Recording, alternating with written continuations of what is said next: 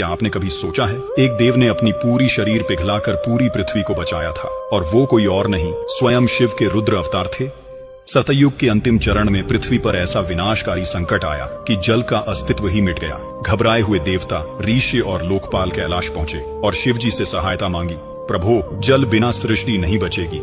शिवजी ने तुरंत अपने 11 रुद्रों को बुलाया और पूछा, क्या कोई इस संसार को फिर से जल प्रदान कर सकता है? 10 रुद्रों ने सिर झुका लिया, क्योंकि यह कार्य असंभव जैसा था। इसके लिए स्वयं को पूर्ण रूप से बलिदान करना पड़ता। तभी 11वें रुद्र, जिन्हें हर कहा जाता था, शांत लेकिन दृढ़ स्वर में बोले, मेरा जल तत्व मेरे करतल में वास करता है। मैं पूरे ब्रह्मांड को पुनः जल दे सकता हूँ, पर इसके लिए मुझे अपना शरीर गलाना होगा। ये सुनकर देवताओं में स्तब्धता छा गई। ऐसा तपोबल और त्याग पहले कभी नहीं देखा गया था। शिवजी ने हर को वरदान देते हुए कहा, हे रुद्र, तुम्हारा शरीर भले ही गल जाएगा, पर तुम नष्ट नहीं होगे।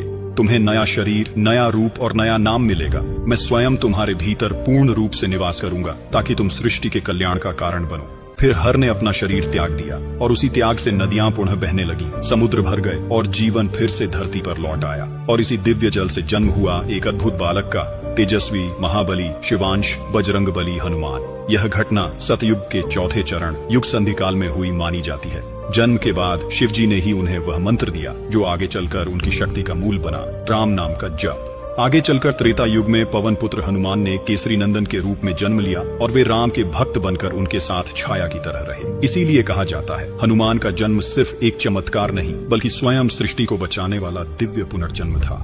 जय श्री राम।